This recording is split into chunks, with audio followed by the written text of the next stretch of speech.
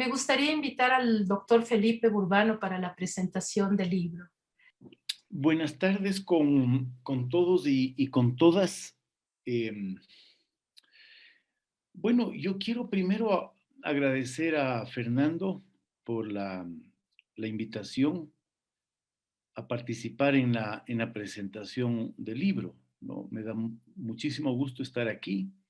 Hemos sido colegas de Flaxo ya durante, creo que 2 décadas, y me une a Fernando, digamos, no solo una amistad, sino haber compartido este espacio de discusión, de investigación, de reflexión que es Flaxo, ¿no? Y de haber hecho juntos y construido juntos esta institución frente a otros colegas queridos, ¿no? Eh, el título del libro, del sueño a la pesadilla, el movimiento indígena en el Ecuador, eh, me parece que no eh, sugiere todo lo que el libro es. Y a mí más bien me parece que el libro, y la impresión que me da es que el título, al menos así me enfrenté yo al libro, es que el libro iba a hablar del movimiento indígena. Y por lo tanto lo que íbamos a tener en el libro era una lectura, una interpretación del movimiento indígena en los últimos años. Sin embargo, me parece a mí que el libro es más que eso. Y es más que eso porque la huella que me deja es una lectura del Ecuador a partir del movimiento indígena. ¿Sí? O sea, una lectura de las transformaciones que están ocurriendo en el Ecuador, desde las luchas, desde las derrotas, también desde las victorias, pero sobre todo desde las conflictividades que ha puesto en escena y sigue poniendo en escena el movimiento indígena desde su irrupción en la escena política a comienzos de la década de los 90. Entonces me parece a mí que el libro es más bien una descripción, un análisis de los procesos de transformación estatal desde la acción doble que llevan los indígenas como movimiento social y como movimiento político. Y en ese sentido me parece que el libro va más allá de lo que sugiere la idea del sueño y la pesadilla. O sea, el libro lo que aborda es la complejidad de los procesos de transformación de estados nacionales que son retados, que son desafiados en sus estructuras más fundamentales, la nación, la cultura, la soberanía, el territorio, el sentido mismo de gobierno, el sentido de la justicia, eh, desafiados estos estados con todas las huellas coloniales que traen encima, que tienen en su recorrido y con la problemática historia republicana. Entonces, yo diría, este es un libro que describe el proceso de cambio estatal en el Ecuador, y por proceso de cambio estatal aludo a una categoría desde la cual los procesos políticos, los procesos sociales adquieren un sentido totalizador. Entonces, una visión más compleja de transformación del Ecuador, vista como y analizada, como ya he dicho, desde la acción de un sector que moviliza múltiples dimensiones constitutivas del Estado, diría las fibras más íntimas de la propia configuración del Estado. Entonces, es la lectura de un proceso de transformación estatal eh, visto desde la presencia de un actor que le resulta conflictivo y le resulta incómodo. Eh, entonces, narra un proceso histórico más complejo y largo, ¿no? Si bien el libro digamos, hace un recorte temporal para entender los procesos de cambio desde los años 90, cuando irrumpe el movimiento indígena.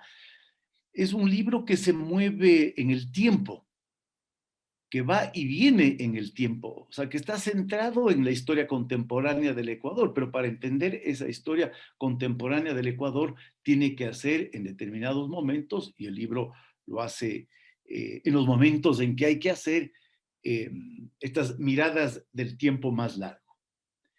Y quiero dar un ejemplo para ilustrar lo que quiero decir con esta idea de ir y venir en el tiempo, aunque es una interpretación contemporánea del Ecuador, el libro va y viene en el tiempo.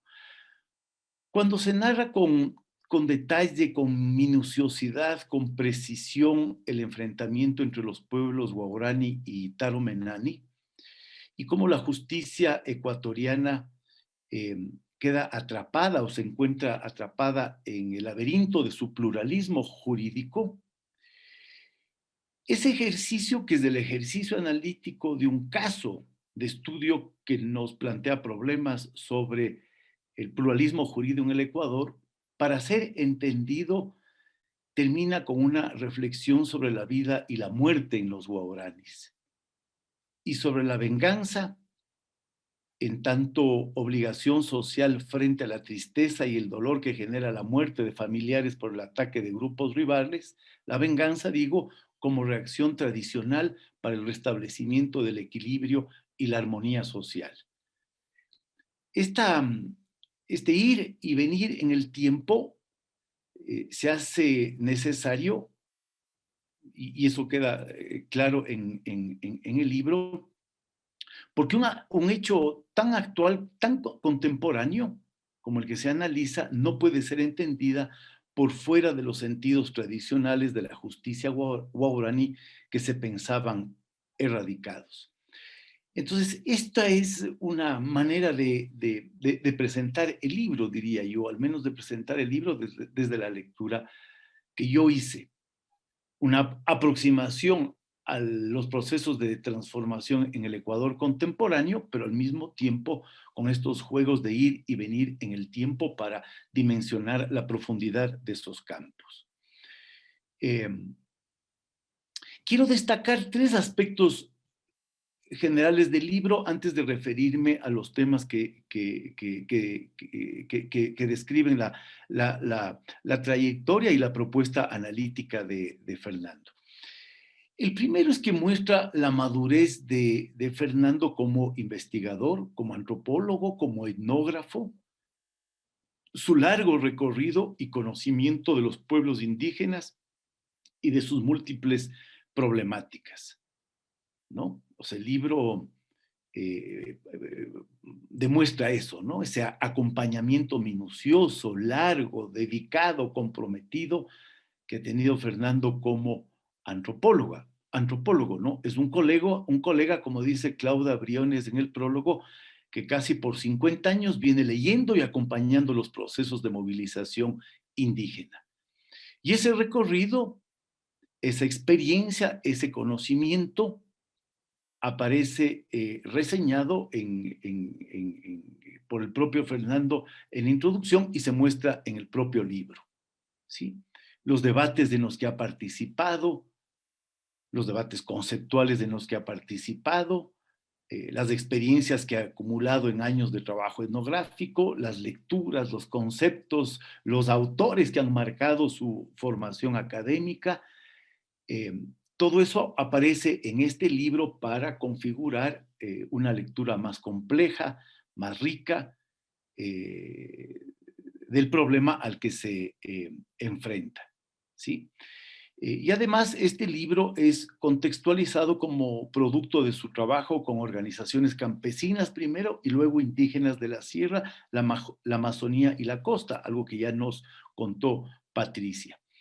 Todo ese recorrido, toda esa experiencia, lo que ha visto y aprendido, se refleja en la sobriedad del texto, ¿no? Y eso quisiera destacar, y quisiera destacar como un valor, en la ecuanimidad del texto, en el equilibrio de su mirada analítica, ¿no? Que no significa que en los momentos en que se requiere un tono crítico aparezca ese tono crítico, ¿no? Pero lo que uno tiene es una narrativa pausada, tranquila, fruto de muchos años de experiencia y trabajo como investigador, ¿no? O sea, una inmensa madurez intelectual es la que proyecta el libro. Y yo felicito por eso a Fernando, ¿no? Es un libro que recoge ese proceso suyo.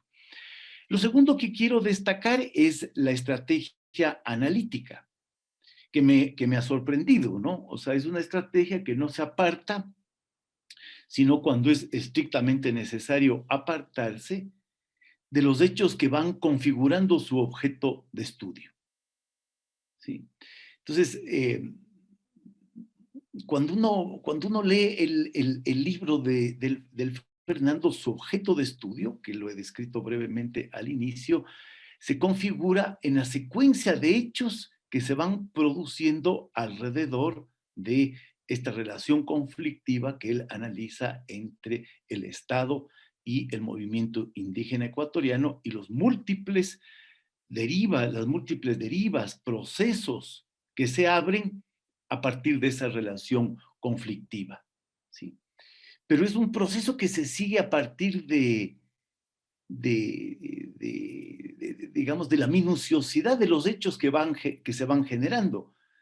Entonces aparecen con precisión fechas, aparecen con precisión leyes, artículos constitucionales, bueno, levantamientos, acciones, documentos, sentencias, nombres, dirigentes, organizaciones, todo eso va configurando el texto y va configurando la estrategia analítica de su objeto de estudio. Como digo, un apego a los hechos donde se encadenan procesos en los que van cristalizándose y configurándose las dinámicas de cambio y transformación del Estado. Y en esa estrategia el Estado aparece como un juego siempre en movimiento, como un campo siempre en movimiento, no como una estructura de dominación inamovible, fría, sino como una estructura redefiniéndose permanentemente a través del conflicto. Y esa redefinición de la estructura estatal provocada a su vez por las iniciativas, las decisiones, los dilemas, los repertorios que despliegan los actores y organizaciones vinculadas al movimiento indígena. Entonces, es un texto en el que el Estado nunca tiene una forma acabada, ¿no? Y eso es lo que describe el análisis, ¿no? Cómo el Estado va ajustándose, va cambiando a través de la Constitución, a través de sus leyes, a través de sus procedimientos, a través de sus propias intervenciones sobre la sociedad va cambiándose, va ajustándose, va adaptándose eh, al, eh, al calor de los propios acontecimientos y de las propias acciones que genera el movimiento indígena, ¿no? Que tampoco aparece en el libro como un movimiento monolítico. El análisis se despliega desde la configuración de un marco analítico que recoge los campos teóricos dentro de los cuales, desde la perspectiva de Fernando, se vuelve comprensible el movimiento indígena. Y aquí yo, digamos, quiero destacar los elementos centrales, porque además, digamos, los conceptos centrales, porque son conceptos que remiten a campos teóricos más complejos. Yo voy a hacer una lectura muy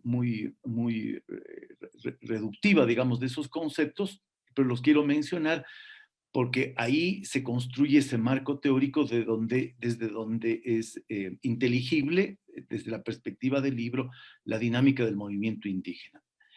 El concepto de clase, el concepto de etnicidad, ligado al de identidad cultural y política, el concepto de nación y el concepto de subalternidad. Y una cosa que quisiera destacar es esta idea que está presente en el libro de que los movimientos indígenas no pueden ser entendidos desde una visión del Estado a secas, es decir, del Estado como un conjunto de instituciones, como un complejo institucional, con una dinámica burocrática y administrativa solamente, sino como un Estado-nación. Entonces, me parece que estrategia analítica en el marco analítico de Fernando, en toda el manejo que hace y el despliegue analítico que hace de la problemática de la identidad cultural y política, lo que aparece problematizado es el Estado-nación, no el Estado a secas, sino el Estado-nación. Y yo creo que es cuando uno problematiza el Estado-nación desde la perspectiva de la acción crítica de los movimientos indígenas, es que aparecen, eh, digamos, toda la rica problemática y la conflictiva problemática que abren estos movimientos, ¿no? Alrededor no solo del problema de la nación, sino vinculado al problema de la nación, el de la plurinacionalidad, por supuesto, el del territorio, el del gobierno, el de la autonomía, el de la autodeterminación, el de la lengua y de la cultura. Entonces, es el Estado-nación el que es impugnado, el que es cuestionado por la acción del movimiento indígena y este marco teórico que se arma para tratar de descifrar la dinámica del movimiento, me parece que permite capturar esa dimensión del proceso de transformación en el que está inmerso en el Ecuador.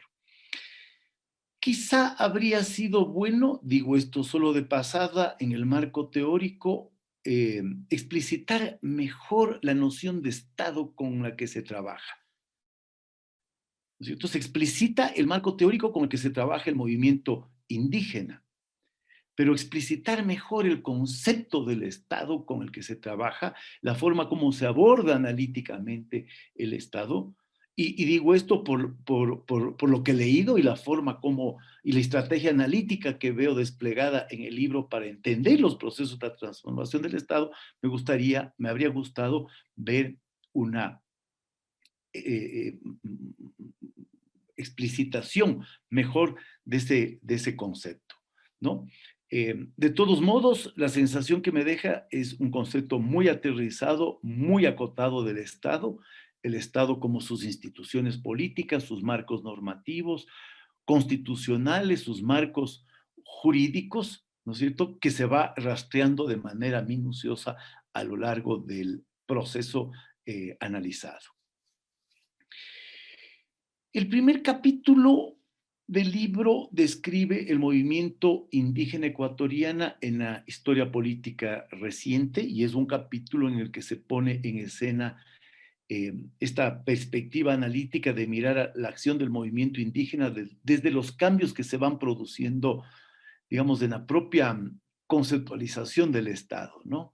El análisis de las constituciones del 98, el análisis de las constituciones del 2008, que a veces los sociólogos políticos miramos eso con cierta distancia porque no creemos suficientemente en los marcos normativos, jurídicos, constitucionales del Estado, pero la minuciosidad con la que los va trabajando Fernando, todos esos procesos de cambio, los debates que rodearon a esos cambios constitucionales en la propia definición del Estado, y que son cambios que entrañan dimensiones profundas, por ejemplo, la incorporación de la noción de derechos colectivos, la noción de pueblos, la noción de nacionalidades, la misma idea de justicia indígena que se va incorporando a los marcos constitucionales.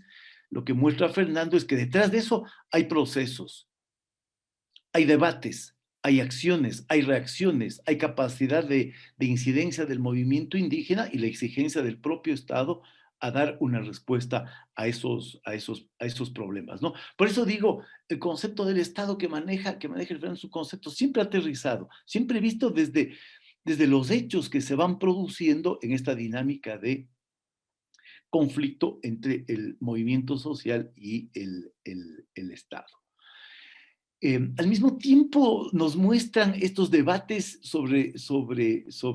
yo a ratos digo, sobre la superestructura del Estado que va analizando Fernando, también la ignorancia de las élites políticas con relación al problema indígena y por lo tanto lo difícil que ha resultado incorporar una noción de derechos colectivos, incorporar una nación de pueblos, incorporar una noción de nacionalidad, incorporar la misma idea de justicia indígena en este contexto de enorme ignorancia de las élites políticas con relación al problema indígena y a todo lo que está detrás. Ese es el proceso que se describe, ¿no? No es un proceso, digamos, simplemente desde los conceptos o desde unas variables analíticas, sino es el proceso como se va manifestando en los hechos.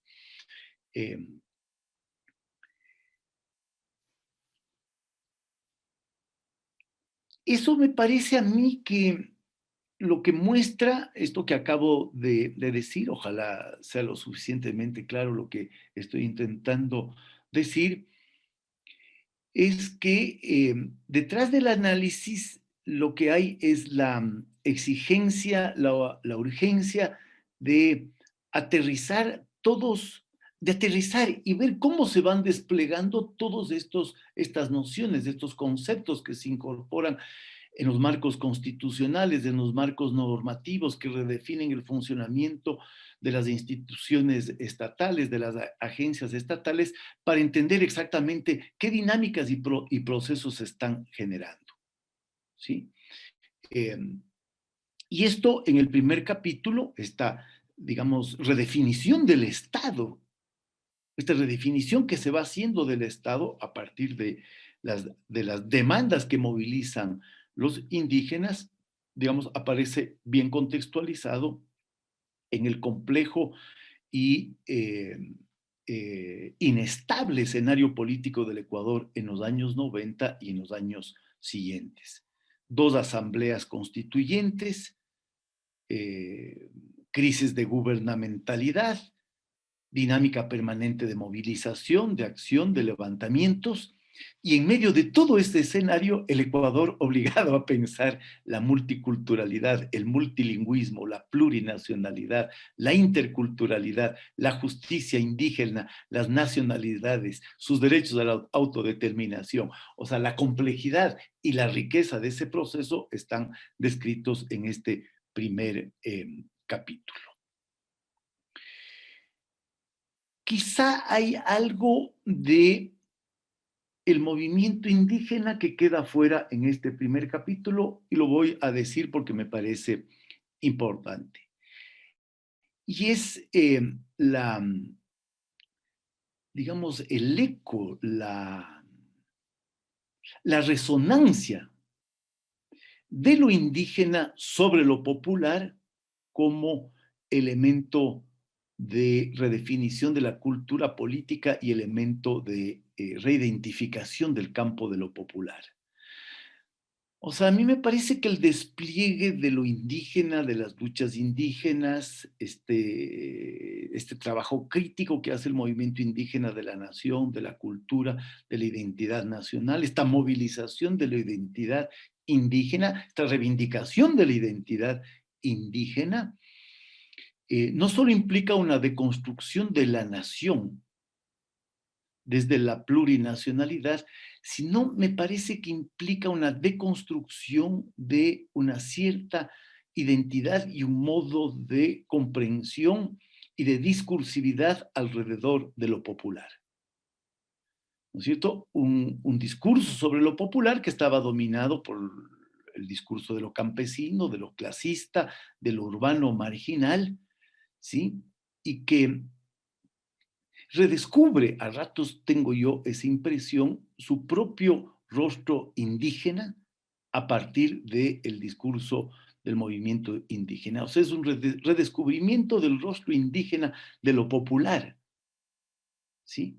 Quizá una especie de reconciliación histórica con unas raíces que no fueron reconocidas desde el discurso, más bien del mestizaje o de lo clasista que predominó los espacios urbanos y que dan al movimiento indígena una fuerza que va más allá de sí mismo. A mí me parece que esta fortaleza que ha tenido el movimiento indígena ha sido leída principalmente desde las demandas y desde las luchas antineoliberales que planteaba el Estado, no solo de las demandas como movimiento indígena, sino cómo esas demandas también se vincularon con un discurso antineoliberal.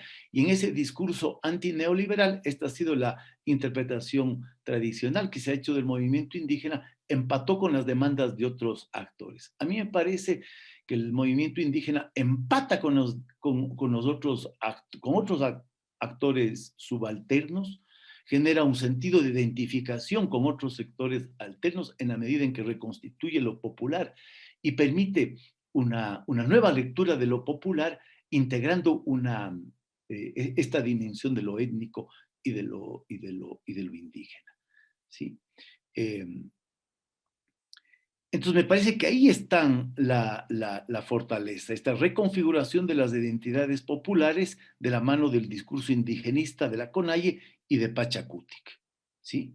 Y esto como un elemento gravitante para producir, como hemos visto en todos estos años, y seguimos viendo la crisis de representación de los partidos políticos. En el fondo, me parece que la crisis de representación de los partidos políticos es una crisis de representación, una crisis de lectura de las élites políticas de esta reconfiguración de lo popular como producto de la presencia activa del movimiento indígena por más de 2 décadas. Bueno, de ahí el libro, después de este primer capítulo en donde dimensiona la presencia política del movimiento indígena, el libro sigue 2 estrategias analíticas. La primera es mirar la participación del movimiento de unidad plurinacional Pachacuti en el sistema político.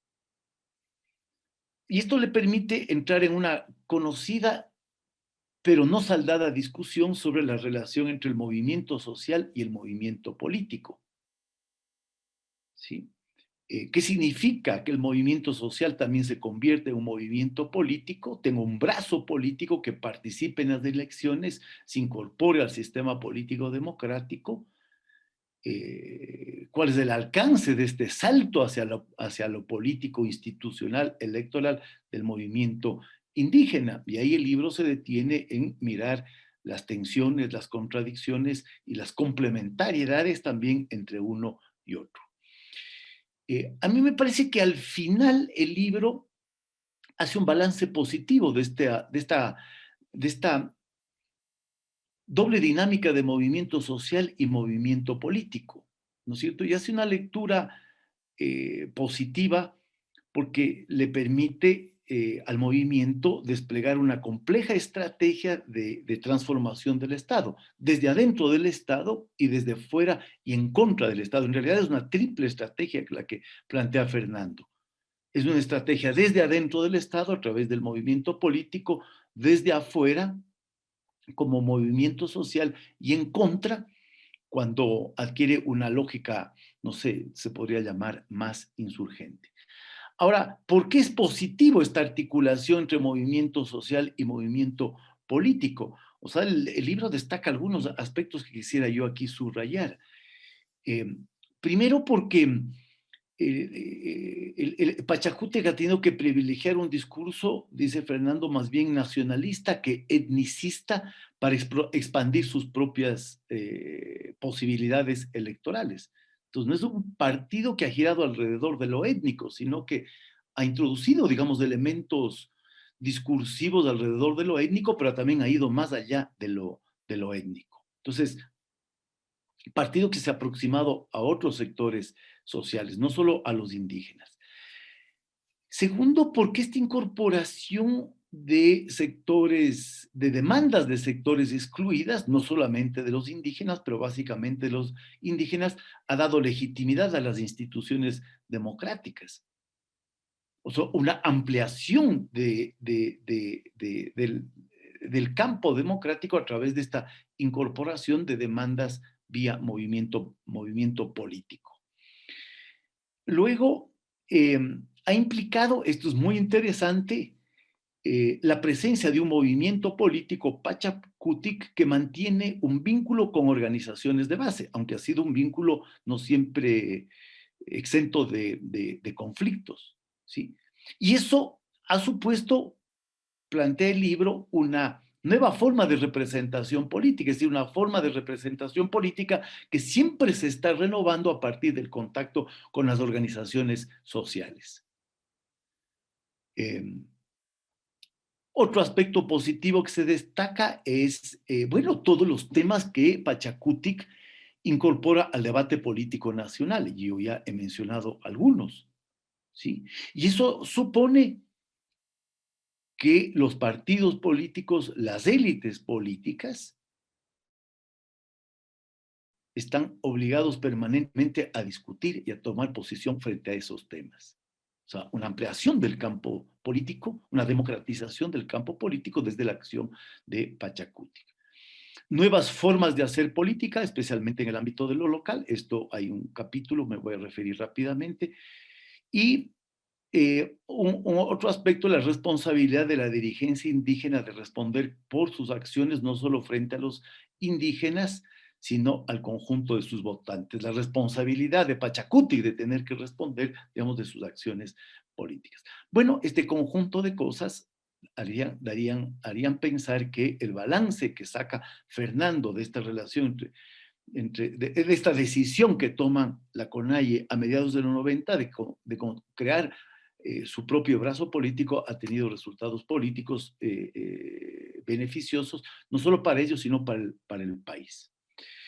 Creo que esto delinea una agenda de investigación, o sea, todos estos puntos que plantea el Fernando ameritarían una agenda de investigación más a fondo de cada uno de ellos para discutir el planteamiento de fondo que está detrás. Y que además permitiría saldar un debate que sigue dándose, a mí me parece que a ratos es un debate un poco infructuoso entre si es movimiento social o es movimiento político. A mí me parece que aquí hay una entrada para saldar ese debate. Luego está el análisis que hace Fernando de la incursión política electoral de Pachacutic. Y ahí hay una paradoja que se analiza en el libro, que muestra el libro, que subraya el libro y que investiga el libro, que es una paradoja propia de la sociedad ecuatoriana, de los clivajes territoriales de la sociedad ecuatoriana, por un lado el clivaje costa-sierra, y por otro lado de la presencia diferenciada de pueblos y naciones indígenas en el territorio. Es en esos clivajes, o en el marco de esos clivajes territoriales que marcan la construcción del Estado Nacional Ecuatoriano, donde hay que entender la inserción de Pachacutic como fuerza política. Y la conclusión es que es un movimiento que tiene una presencia limitada a nivel nacional, sobre todo por su baja penetración en la costa, pero en algunas provincias de la Sierra y la Amazonía es la primera fuerza política. Tiene, por lo tanto, este movimiento una débil presencia electoral a nivel nacional, yo diría una débil presencia electoral que no guarda relación, sin embargo, con su influencia política nacional, una paradoja que se deriva de los clivajes territoriales del Estado ecuatoriano, pero a la vez es un movimiento que tiene una gran presencia a nivel provincial y local. Y eso es lo que se analiza en el libro, en su capítulo 4. Esa presencia a nivel provincial y local le permite a Pachacutic, desde el discurso de su propia identidad alrededor de la etnicidad, conquistar lo que el libro llama intersticios autonómicos. Entonces, esa doble estrategia desde adentro y desde afuera del Estado, como movimiento político y como movimiento social, atada a las conquistas alcanzadas en las constituciones, y esto es muy importante, y aquí muestra la importancia, el libro muestra la importancia que tienen esas conquistas alcanzadas en las constituciones, por ejemplo, todo el tema y el largo catálogo de derechos colectivos les permite al movimiento conquistar espacios a partir de la politización de lo étnico, en la movilización estratégica de lo indígena para generar juegos de poder a su favor. Entonces, bueno, a mí me parece muy interesante cómo el análisis de Fernando, digamos, identifica lo étnico como un dispositivo que es movilizado siempre para reconstituir, retrabajar la identidad de lo indígena, ¿sí? Y retrabajar siempre desde la diferencia. La diferencia que permite construir la idea misma de lo indígena y desde ahí forzar una reconfiguración del Estado y su adaptación. Esto es posible, como dije hace un rato, por esta combinación de estrategias desde adentro y desde fuera, digamos, en el marco de aquello que se ha conquistado en los procesos de transformación constitucional del Estado. El constitucionalismo primero multicultural y luego el constitucionalismo plurinacional. En ese marco, digamos, y en ese marco que define un campo de luchas es que se van creando esto que el libro llama intersticios autonómicos. Bueno, me voy a apurar porque me estoy alargando mucho. El libro rastrea esos procesos desde una perspectiva más bien institucional, esos procesos de incorporación del movimiento indígena a estructuras del gobierno, y lo hace desde un análisis de los gobiernos provinciales de Morona, Santiago, Cotopaxi, Tungurahua y Chimborazo, desde el poder local y desde donde Pachacuti ha adquirido una presencia y una continuidad. ¿Qué pasa allí donde las oportunidades políticas han sido capitalizadas exitosamente? Bueno, el libro da algunos brochazos gruesos. Hay estilos de gestión distintas, formas novedosas de selección de candidatos, búsquedas de formas participativas de gobierno y, en todos los casos, una preocupación y un manejo problemático aún no resuelto de la interculturalidad, ¿sí? La complejidad de los gobiernos locales conducidos por dirigentes vinculados a Pachacútec y al movimiento indígena, ¿sí? La dificultad de la interculturalidad, un debate que está abierto pero que no está resuelto ni cerrado. La dificultad de la convivencia intercultural, la dificultad de aprender a vivir, como dice el libro, con la diferencia para confrontar y transformar las relaciones de poder. Y por último, el libro se adentra en un tema, este sí a mí me parece telúrico, a las entrañas mismas del poder estatal, la vigencia del pluralismo jurídico en el Ecuador, con el reconocimiento de la justicia indígena desde la Constitución de 1998. Es la idea de una justicia dentro del Estado-nación la que más cimientos mueve en términos simbólicos y culturales, y por supuesto en términos políticos, y a la vez la que mayor dificultad muestra de ser entendida. El país, digamos, desde la lectura del libro, no solo tiene que enfrentarse a un caleidoscopio de justicias indígenas, de procedimientos y estructuras organizativas, sino a la idea misma de que los indígenas, esto es clave, porque muestra la complejidad del Estado plurinacional, de que los indígenas sean capaces de ejercer justicia a la desconfianza de jueces, fiscales, policías, representantes de la justicia ordinaria, que tienden a criminalizar las acciones concretas realizadas por las autoridades indígenas por ignorancia y desconocimiento de los sistemas de justicia indígena. El libro analiza dos casos extraordinarios. Hay que leer esos dos casos, hay que leer esos dos casos analizados por el libro. Y la conclusión a la que llega es que el Estado ecuatoriano tiene una dimensión esquizofrénica alrededor de los sistemas de justicia indígena. Por eso digo que es telúrico. Por un lado, los reconoce constitucionalmente y por otro lado, los denuncia como violatorios de los derechos humanos universales. Eh, Subrayo, para finalizar lo que dije al inicio, este libro es mucho más que un estudio sobre el movimiento indígena. Este es un libro sobre el Ecuador, sobre las transformaciones desde el Estado ecuatoriano, leídas, interpretadas, analizadas desde la irrupción del movimiento indígena y las dinámicas de cambio que ha traído. Hola, buenas tardes, Manuela, bienvenida. Muchas gracias. Muchas gracias, Patricia. Muchas gracias, Fernando. Aichishi Mashikuna, es lindo ver tantas amigas y amigos en la audiencia. Y déjame empezar con el título, ¿no? Del sueño a la pesadilla. Es un lindo título que lo dice todo. Además de todo el análisis, este libro yo me voy a enfocar en el análisis, pero antes de entrar en eso, es un súper instrumento para todos. Yo conozco muy bien el movimiento indígena, aunque no desde la misma perspectiva y desde hace tanto tiempo, cuando empecé el libro y empecé en el 72, debo admitir que me quedé con celos de poder haber visto y sentido todo este trayecto, este evolucionar.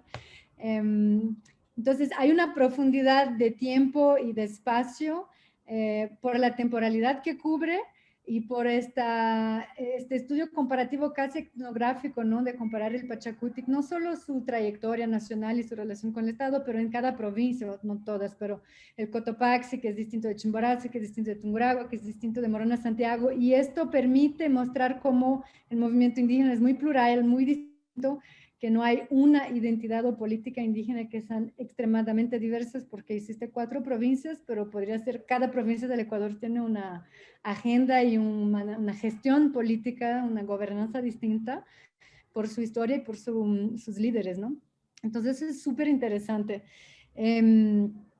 Pero además de toda esta profundidad, todo este análisis comparativo trae perspectivas etnográficas, entrevistas o referencias de discursos de varios líderes, desde la Rocío Cachimuel hasta el Luis Macas y el Mariano Curicame. Entonces es muy interesante también tener las palabras, hay muchas estadísticas y cuadros, y todo eso con una mirada de género siempre presente, ¿no?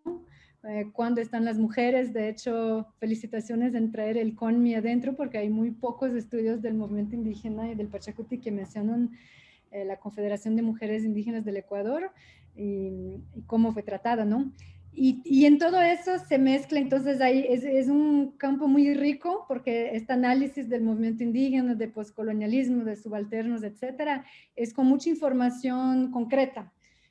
Y en este sentido creo que va a ser un libro que va a durar en el tiempo por sus contribuciones que dejas ancladas y mapeadas.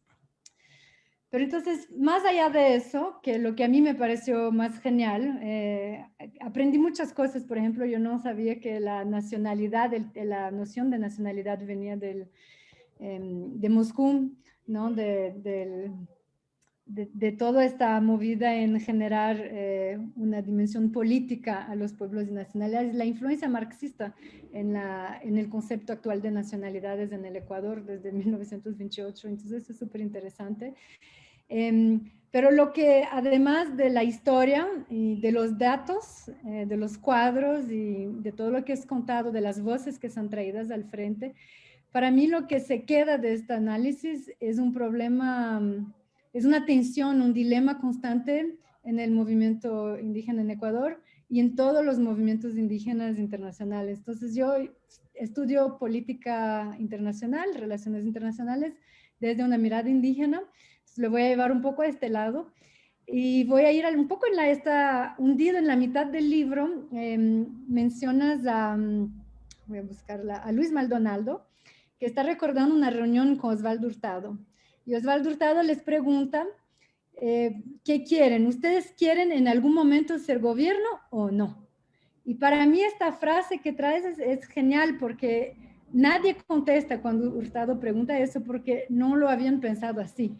Y es todo este dilema estructural de los pueblos indígenas que se construyeran fuera del Estado, que fueran, la identidad indígena es una identidad, es una categoría colonial, ¿no? Los pueblos indígenas no son pueblos indígenas, los europeos, los colonizadores los definieron como indígenas.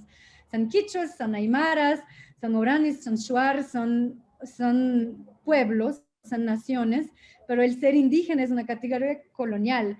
Entonces es fascinante ver cómo esta categoría, que te construyes como actor político, son siglos de construcción política, 5 siglos, y hay una diversidad gigante de agendas políticas indígenas en el mundo, por más que todas se vinculen al concepto de libre determinación. Pero cuando viene un presidente y dice, ¿pero quieren ser gobierno, sí o no? Y hay un poco esta destabilización, cómo seguimos, cómo avanzamos, y ahí surge el Pachacutic en este contexto de hasta dónde logramos avanzar sin ser un partido político, sin estar dentro del Estado. Y todos los movimientos indígenas del mundo que yo he estudiado, creo que todos de cualquier manera, es este eterno debate de cómo existir sin ser Estado, pero utilizando el Estado como un instrumento político, ¿no? Entonces, el ser indígena es ser excluido históricamente, es no tener derecho a la ciudadanía, ¿no? El derecho de voto en 1979, ser vendido con la tierra como naturaleza, como ganado, hasta la revolución, hasta la reforma agraria. Entonces, eres construido como un ente excluido de la modernidad política colonial. Y a la vez cuando estos movimientos de resistencia que Fernando describe, ¿no? Como esta resistencia desde afuera del Estado, la estrategia desde afuera, cuando esta estrategia tiene que hacerse de adentro y hasta dónde de adentro, ¿no? Y un debate constante que tenemos desde esta mirada es, ¿puede el Estado ser indígena? Si ser indígena significa ser excluido del Estado, y pensamos en Evo Morales, que fue indígena y gobierno y criminalizó a muchas organizaciones indígenas, a protestas indígenas, los tipnis, entre tantos ejemplos, ¿no? ¿Puede el Estado ser indígena? Y creo que esta es la cuestión de fondo que es la columna vertebral para mí de este libro, súper interesante. Entonces el libro empieza con toda el rasgo antipolítica del movimiento indígena, que es antipolítico, es resistencia desde abajo, y de repente, tal vez no de repente, pero en una década, ¡pum!, se hace partido político, movimiento, pero partido, entra en la asamblea, entra en el Congreso, entra en los ministerios, y ahora casi entra en la presidencia, ¿no? Entonces, esta evolución, esta transformación de lo que somos y cuál es el proceso, tanto humano, de negociaciones adentro, afuera, y cómo posicionarse. Entonces, esto es esta traducción de la resistencia hasta ser poder. Porque por más que no esté Pachacutic en la presidencia, en Carondelet, está en la asamblea. Entonces, está en la maquinaria estatal. Y en esta máquina que por definición la oprimió toda la vida. Los pueblos indígenas son oprimidos por el Estado y de repente están Estado. Es posible tornarse esta máquina y transformar esta máquina a la vez, ¿no? Entonces, este debate permea todo el libro y es fascinante. Y dentro de esta línea hay varios brazos, ¿no? Por ejemplo, la falta de formación política. Y estás diciendo que en todos los momentos del movimiento son las bases, es la movilización, es la protesta, pero nunca hubo un proceso sólido que se empieza de formación política, con algunas excepciones como la Escuela Dolores Caguango, pero que tampoco funcionó tan bien. Y sí hay, ahí no lo mencionas, creo que no sé si es intencional o no, porque es un poco tabú, pero el mariateguismo sí entra a sus cuadros o sus intentos de cuadros, ¿no? Y vemos unas tensiones actualmente muy fuertes dentro de los movimientos indígenas, entre los mariateguistas y los no mariateguistas, que ellos sí reciben entreno, son formados intelectualmente, políticamente, hay una formación política muy consciente, ¿no? Y otra línea que analizas es la ausencia de propuesta política. De hecho, empiezas el capítulo 4 diciendo Pachacutic no elaboró una propuesta política ideológica explícita cuando se creó en el 95. Y creo que es algo que sigue, ¿no? Y es habiendo estado yo adentro del proceso electoral este año, creo que es una constante. ¿Cuál es la agenda? ¿Quién define la agenda? Entonces, hay una línea clara antineoliberal y a la vez no tan clara, porque vemos que Pachacutic en el Congreso al menos, está en la Asamblea, está aliada con el gobierno más neoliberal que de la historia reciente, diríamos, al menos de cara oficialmente, ¿no? En sus credenciales. Entonces, esta ausencia de propuesta política es interesante porque pensamos qué es la columna vertebral realmente del movimiento indígena y de Pachacutic. Es la movilización y en cual caso, con el pasar del tiempo, inevitablemente las razones por las cuales nos movilizamos cambian. El levantamiento del 90 es irreproducible porque la situación de los pueblos, de las comunidades, las agendas, las preocupaciones no son las mismas, la pobreza no es la misma, el tema de territorio ha cambiado, hay un tema extractivista ahora que no había antes. Entonces, la capacidad y el intento de movilización de alianza es distinto por el contexto externo y por el contexto interno, ahora que Pachakutik es gobierno, que CONAIE es gobierno, y lo interesante que hemos visto en las elecciones de este año es que los partidos tradicionales, la derecha y la izquierda, con, diríamos, Lazo y Correa, se han peleado el país, se han peleado la presidencia a través del movimiento indígena, ¿no? ¿Quién se alia, quién promete más, quién logra más alianzas con Pachakutik? Y eso es fascinante. ¿Quién hubiera pensado hace 20 años que todos, la derecha y la izquierda, estuvieran intentando seducir más al Pachakutik, comprar más gente de Pachakutik, ¿no? Y estas dos líneas que tú desarrollas, Fernando, me parecen súper interesantes desde mi vivir, mi experiencia y mis estudios. Es estas dos líneas, ¿no? De ausencia de propuesta política y de ausencia de formación política son esenciales en la estructura y en el futuro, en la estructura actual del movimiento indígena y de su brazo político, el Pachakutik, y de su futuro. Porque, por ejemplo, ahora tenemos, Pachakutik tiene una fuerte presencia en el Congreso, en la Asamblea. Perdón.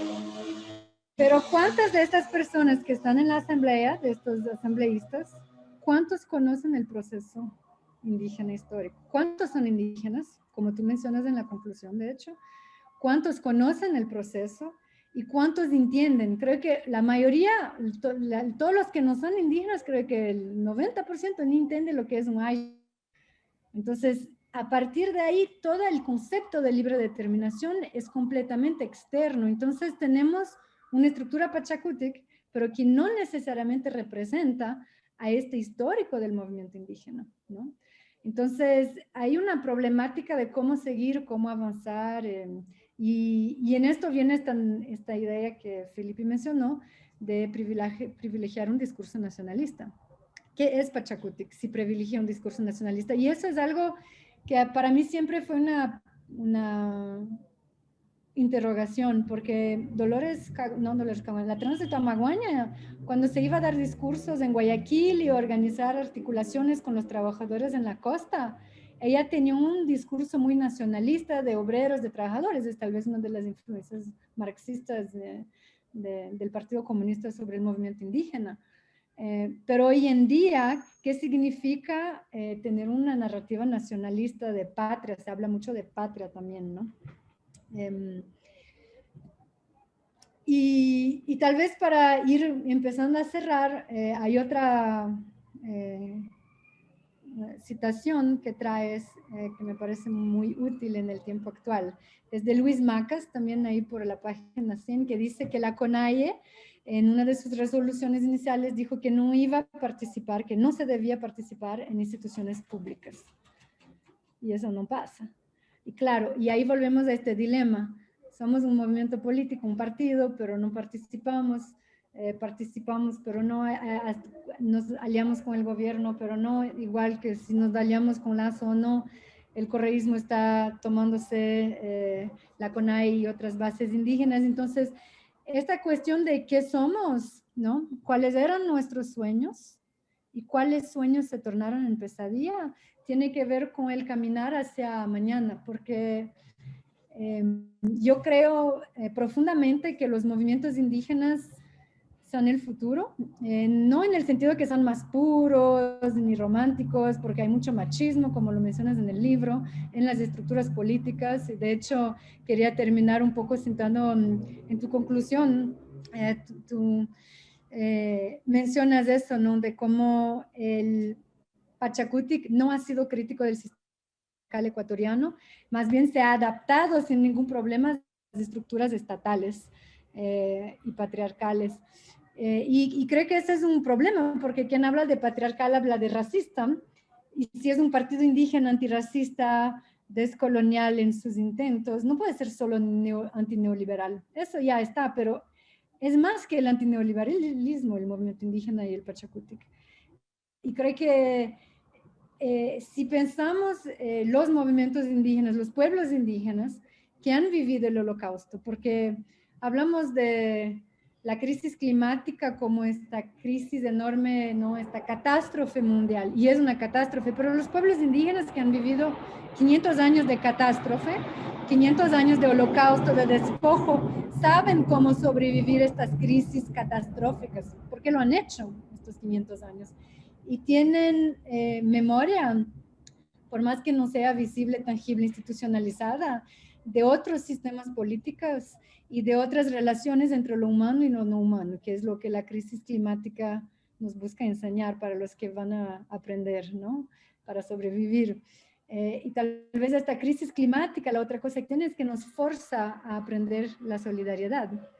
Y los pueblos indígenas, con todos los problemas de corrupción interno que hay, de machismo, de violencia, de sectarismos, etcétera, tienen una dimensión de reciprocidad y de solidaridad, a pesar de toda la violencia y de todos los problemas que existen. Entonces, ¿cómo resgatamos el movimiento indígena ecuatoriano de sus alianzas con el sistema, no solo con Lazo, con el correísmo, pero con el Estado, con sus estatales coloniales, y cómo logramos sobrepasarlo? Entonces, para cerrar, creo que este libro es súper rico. Les invito a todos a leerlo y tenerlo ahí en la casa. Al menos para mí es un libro que quiero tener en la casa porque voy a utilizarlo mucho en todas mis investigaciones y solo mi pensar de cómo avanzar. Pero hay una cosa que falta, tal vez invitarte a ir más profundo, y está en la audiencia Cristina Cucurí, que dice que el problema principal de la libre determinación del movimiento indígena ahora es la ley de comunas. Y tú fuiste muy profundo en el movimiento indígena, pero tal vez no profundo lo suficiente. Y claro, cuando vayamos a la ley de comunas, que es del inicio del siglo XX, tal vez nos dimos cuenta de que hay más cosas más atrás que son estructuralmente todavía vigentes, pero la ley de comunas es un problema central que impide la autonomía real del movimiento. Y la autonomía no es la autonomía como pueblos indígenas, es la autonomía de este sistema estatal eurocéntrico que sigue vigente, y que el gran reto es los movimientos indígenas solo serán emancipatorios si logran emanciparse de la estructura estatal patriarcal racista, ¿no? Y antropocéntrica, enfocada en el ser humano en vez de, y que trata la naturaleza como un recurso, y la mujer un recurso más y los indios otro recurso más. Y por eso seguimos teniendo estos comentarios racistas como la posta la semana pasada, ¿no? Hay que deshacernos y transformar este sistema. Y creo que este libro genera información, pero también genera este incómodo de lo que se logró y de todo lo que no se logró aún, y que está, tal vez se va a lograr y tal vez no. Entonces, un gran punto de interrogación de para dónde va, si es que logramos salvar los sueños o no.